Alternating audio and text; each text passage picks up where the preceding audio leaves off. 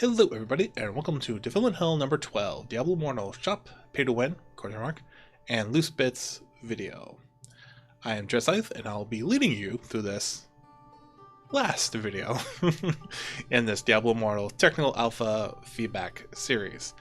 Now, this will be a little bit shorter. I'll finally be addressing that whole, what my personal, as best objective viewpoint, yet still subjective in nature, on the whole pay to win aspect, as well as loose bits that didn't really fit here or there, but I'll still point them here because sometimes addressing things that worked out or were in there and they just worked is just as good as pointing out things that didn't work. So I'll reserve that for that section at the end. So starting off with the shop itself, is where you'll buy the orbs. That's the pay to win. See, we're already again there, folks. Is the paid currency that you'll be going for if you choose to go for it, and you'll be able to buy those legendary crests. You'll be able to buy those family bonus specific reforged stones, which again isn't the only way you can get them. You can get them through other means in the game, and you'll be able to buy platinum, which is used for other things in the game as well. So there's actually not too many things you can buy in the game.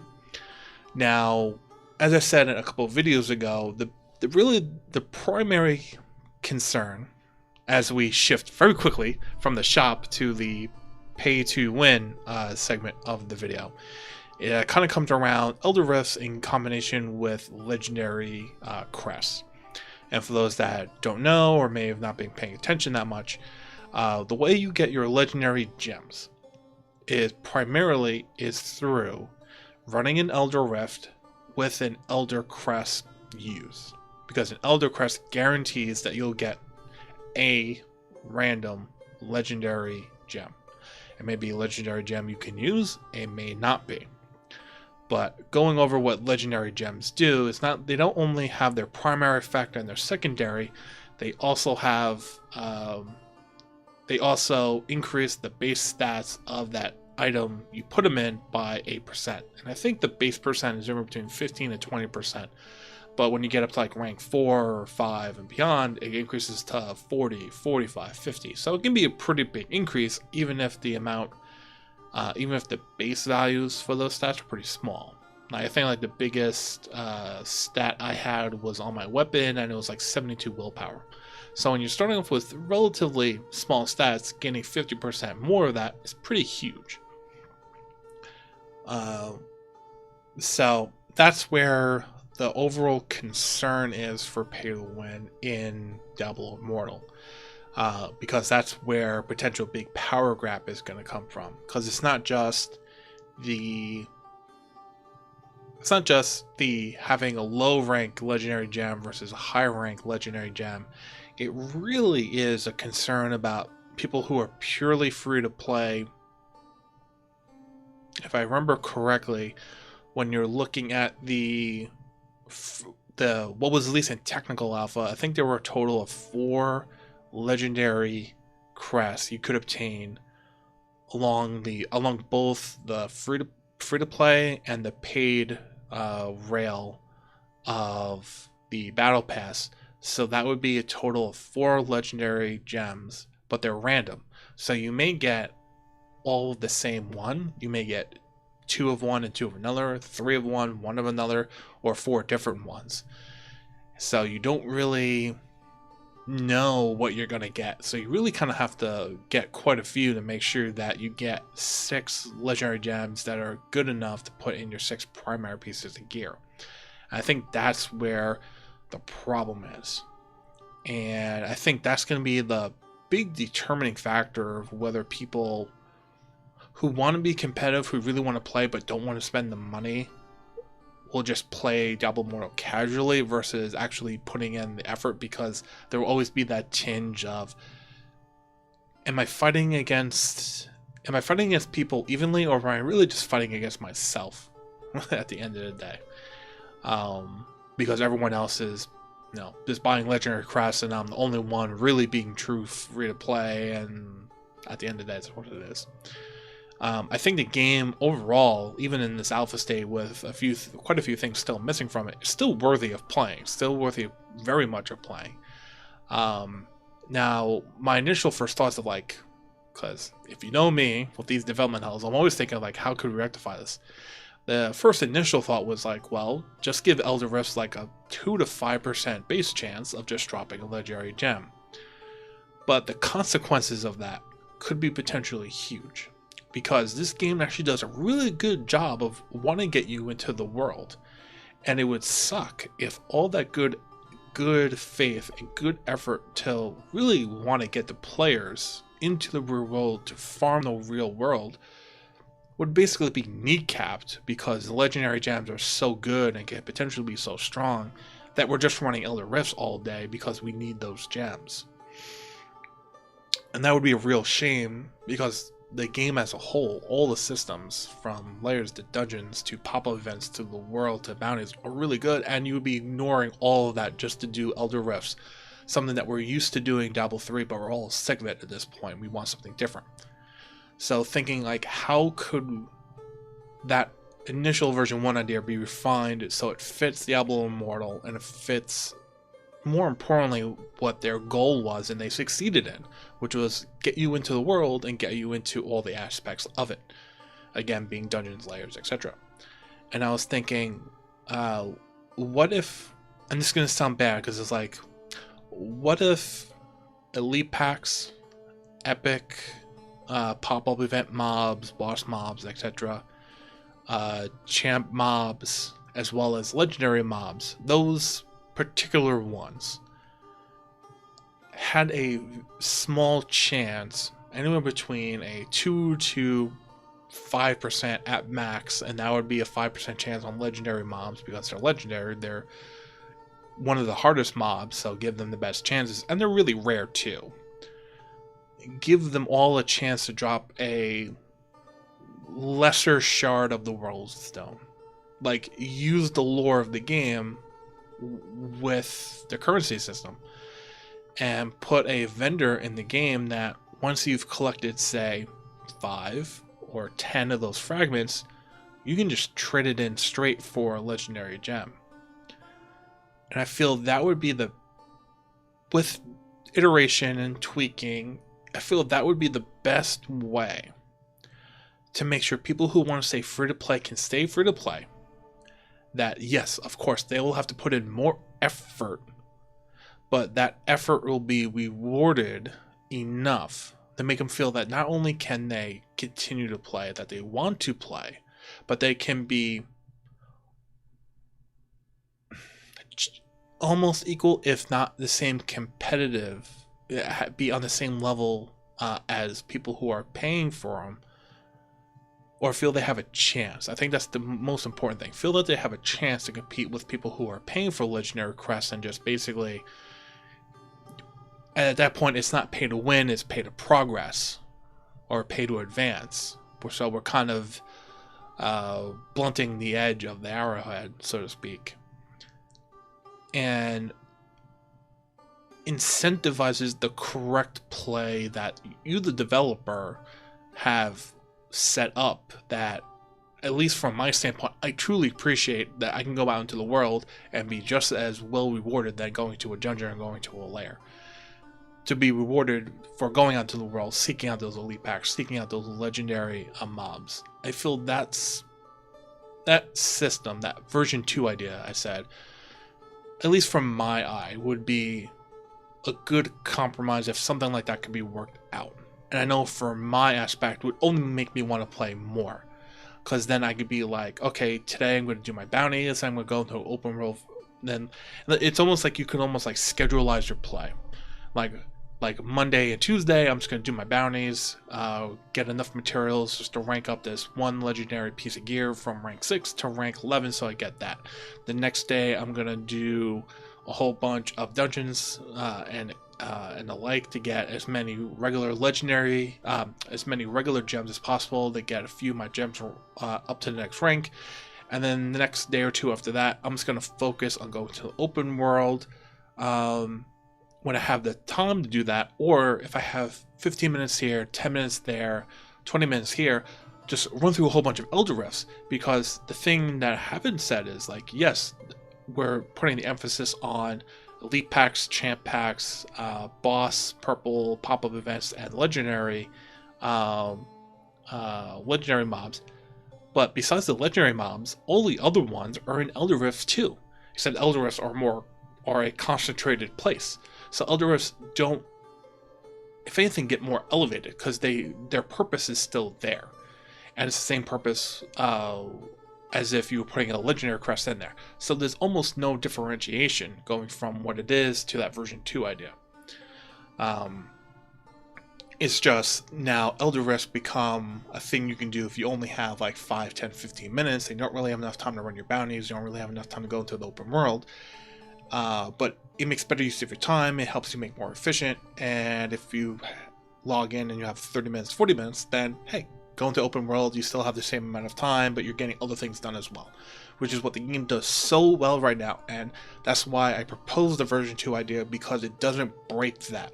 Because breaking that real world farm experience again would be so harmful and detrimental to the game.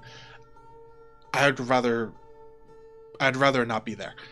Because I don't want to run Elder Rifts all day, because we've been doing that for years in Diablo 3. We're just running riff, and there's something else better to do. So I guess in summation, our legendary crest pay to win.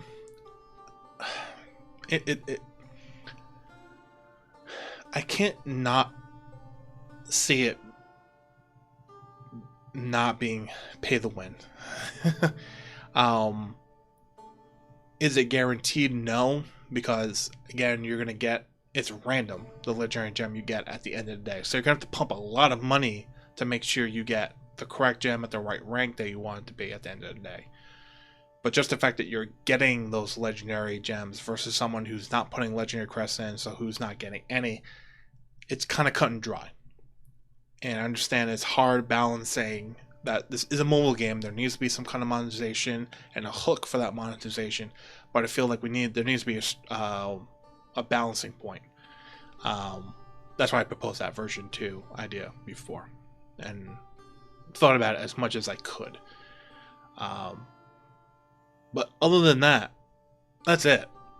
And that in itself, you know, this big focus on legendary crests, legendary gems, and Elder Rifts. The only reason why that's like that is because there's nothing else really in the game screams pay to win. So I think that's why there's such a laser-like focus on this, because this is really the big concern that I think a lot of us have.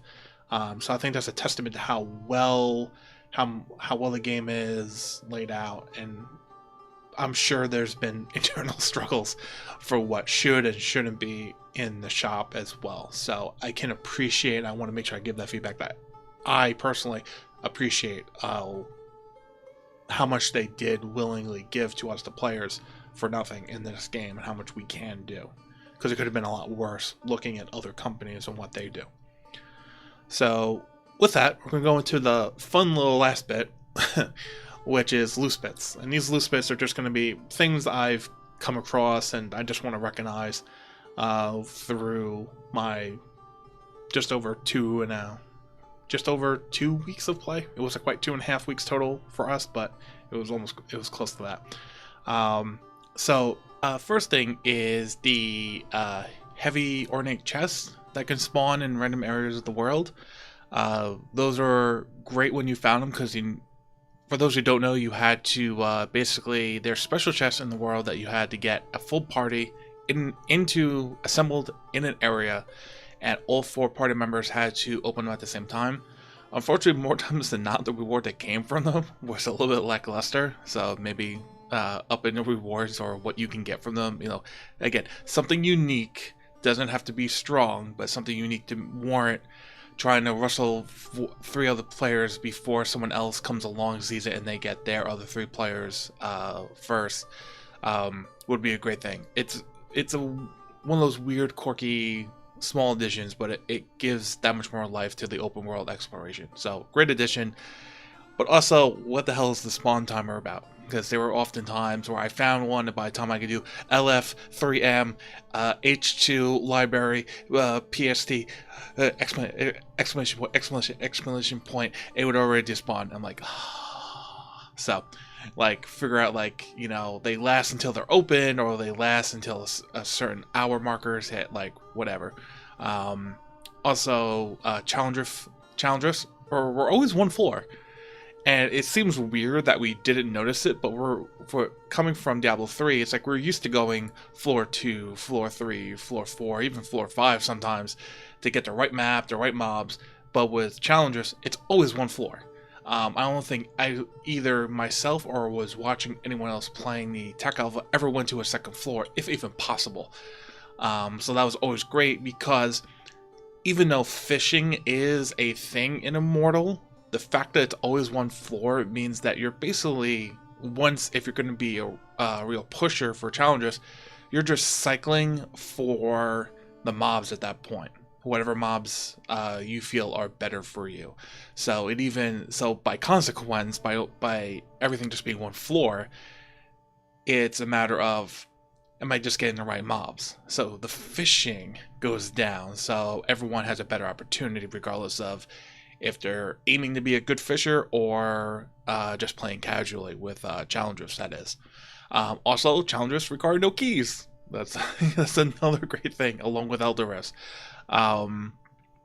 So it's just like one of those things, like, you don't really notice in the moment, but once you had time to reflect after the Tech Alpha that we've been doing so long, you notice these small little things, small little changes, and you're like, oh my god, that's such a great change. I didn't realize it during testing, but it's so great right now.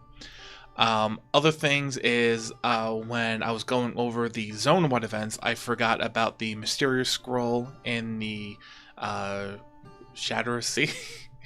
I'm sorry, basically the desert area. And the cool scrolls that you find in the library. The scrolls that you find in the library, you kind of find them passively, and then once you collect 5 of them, it's like you take 5 pages, essentially make a book, and then you open that book and makes a portal to a different zone. You can kind of get what we're calling April Fool's version, which it doesn't really give you anything. Or more times than not, you get ported to an area where you clear some monsters, and if you clear, essentially like a wave clear, you get 4 chests, which is actually a really good, easy way of getting crafting materials, all that kind of stuff. So again, it's good that it's there, but I feel like that one, along with the Mysterious Scroll, along with the other zone-specific ones, there needs to be a little bit something more unique to them. Also, I think I failed to mention the Haunted Carriage. Can the carriage itself also be ghostly and kind of transparent and see-through a little bit? Because not only for aesthetics, but also because a lot of the monsters spawn right at the wheels, so you're basically just shooting a breeze into the carriage and thinking, like, am I killing the things? I did? Alright, good. I guess. Move on to the next pit stop, essentially. So if there's a way of having the carriage itself be ghostly and see-through, so you can actually see the mobs, so you can actually know where you're aiming your channel skills or your cone skills, that would be great. Afterwards, kind of touching on some of the dungeons specifically, Skeleton King was definitely a favorite one to do, not just because it was quick, but just because just because it was quick. I mean, it was 3 acts with 3 different boss fights. It was rather straightforward. The Cultist Rapids, I almost love. I understand it. Actually, no, I'm sorry. The Cultist Rapids I love because it's something very different with the fight on the rafts and how your character's constantly shifting because the ground, or albeit the raft, is always shifting. So that's a new unique element that we haven't had really before ever. What I meant to say before is Fair Here, I think I'm saying it right. basically the Egyptian one theme. And I think, ironically, and like for the same reason why I love the Cultist Rapids, like I feel bad for saying like this was probably my most disliked one, because if it wasn't for the fact that like I had to go kill the first totem, kill the second totem, kill the main boss, and then if I had the opportunity of going straight to the last spider dude and kill him, being the final boss, I would feel a lot better. But just the fact that there's that elevator scene we have to go through, it feels like it elongates the whole dungeon itself. And I say that as a player, but on the same token, I appreciate that elevator fight because it's great atmospherics. It's the same reason why I think a lot of us, when we reflect back on Reaper of Souls, during the course of the whole story, I think we all love the whole ramming of the Pandemonium Fortress event so much because it was just so different compared to what we're used to doing in a Diablo game. So I like the elevator portion of that dungeon in a vacuum, but comparably to the whole dungeon itself, I feel it just elongates it too much. So that's why I'd rather refresh it and try to get the Mad King or the Blood Countess, or I think what wound up being my favorite one was actually Destruction's End, because I knew that every time I was going to do it, that little countdown timer was going to happen, and that was a source of adrenaline. Like, can I beat it this time? Okay, I did it on normal. Can I do it on Hell 1? Okay, I did it on Hell 1, and can I do it on Hell 2? And it was that little secondary goal that made Destruction's End probably the most favorite for me. And in a similar vein, as we talked about Legendary Crests and what they do and what they give, Rare and Legendary Crests can also alter Elder Rifts to give positive or negative effects. So the two I love the most, probably shared by a lot of people, is when it just straight up removed the Rift Guardian, which turned you to a cocky bastard because you're like, oh, I have all the time in the world. I'm just going to try to pull a group of 50 mobs and try to kill them all in one shot, and most of the time you die, or you kill 40 of them before you die, and then the other ones reset and like, who cares, do it again. But the other one was the Beat the Clock, which, if I am guessing correctly, I think Elder Rifts are 10-minute timer, and the Beat the Clock is like I want to say 4 minutes, but it may be like 3 minutes 55 seconds. Who knows? And that was always like, you saw that and you just instantly got that adrenaline hit. You're like, oh no, like, I don't care what it says, I have Beat the Clock, I gotta go. And you're just going. You're like, you're basically seeking destroying elite packs, and then just killing everything else if you can along the way, because you gotta move. Especially if the Rift Guardian at the end takes 45 seconds to almost a minute and a half, depending on what difficulty it is for you and how long your character takes to do it. That was also a great thing. Just quick notes on the UI. Like some people said, the services button should be a little bigger. When you're going to the blacksmith, when you're going to the charm crafter, etc., etc. If that button could be a little bit bigger. And also, I think for the bounty, I don't want to say vendor because he doesn't really do anything, but the person you talk to basically turn in your bounties, you have to click through one dialogue screen to actually get the services button pop up, if I remember correctly, which is a little bit weird because that can confuse people initially on their first couple of times going through, until they eventually get that memory in there. It's like, just make it consistent, make it pop up the first time someone talks to that person, and that would be great. Apparently the guild size limit is 150. All I gotta say is that maybe 10 years ago that was fine, but we live in the age of Twitch communities, personality communities, which number in the hundreds, if not thousands. So there may be a feasibility with, like, loading up people. I know that was a big thing in Diablo 3, the loading up of so many people when you went to that interface. But getting to at least 250, 300, at least doubling that would be great, because otherwise all these personalities that have been testing the game, when they go to do their guild, are gonna basically have to say,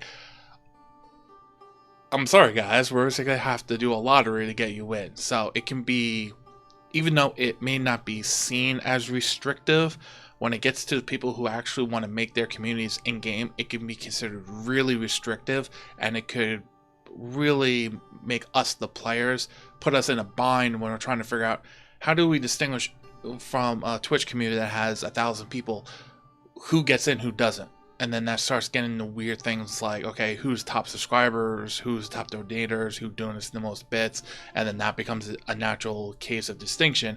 I know that's not you, the developer's problem, but it's a problem that is a result of this decision. So it's more a case of, let's be a little bit more realistic in, I guess, in our expectations of community sizes, I guess is what I'm getting at. Yeah, I guess the last thing in my notes really is making the bestiary a little bit clearer. Like it took us all, I think, a long time to understand, like, okay, it's really a roulette. You can hit a page that has bestiary, but even to this day, I'm still a little confused. Like, can I just keep on going until I hit 3 pages, or can I only hand in 3 times a day and that's it? Like, it's still a little unclear. So having a little bit more information, maybe just simplifying the system a little bit. The randomability of the system is fine. It's just making it clear, like, okay, you have like 3 shots a day, or if you unlock 3 pages today, then you're done, and just not allow us to turn in more. Let that be a natural way of saying, like, okay, you've done your maximum, you can't hand in, because nothing sucks more than having 10, handing it in, and then the game says, oh, you've reached your 3-a-day limit, come back tomorrow. It's like, then why did it allow me to turn in 10 monster essences? Yeah, little things like that. Other than that, I'll finish this video and this whole 4-port Tech Alpha feedback with a giant thank you to the Diablo Immortal development team, as well as the community management team, which both have been working like mad to get this out to us behind the scenes, as well as personally saying that this was a wonderful experience. I can't wait to play the next version, whether it's another alpha build or beta build, whether it's open to us or just the public in general, because like I've said a few times over the course of these videos, there were those two high benchmarks of, was this going to be a great Diablo game and was this going to be a great game period, were in my eyes met and surpassed, and I could not be more happy with the way the game is now. Yes, I've pointed out a few things. I'll still fight those, as I always have in other Diablo games, but with so much more to look forward to, and seeing the quality of what we have right now, truly upstanding job on what we have now, and just chopping at the bit to play more. So again, thank you for having me in the Tech Alpha. Look forward to more. And yeah, that's it without getting redundant about it all. So again, thank you for watching. You can see more at blizzpro.com. Eventually everything will be simul-posted on my personal website, dreadsite.com. And until the next video, have a good night, folks.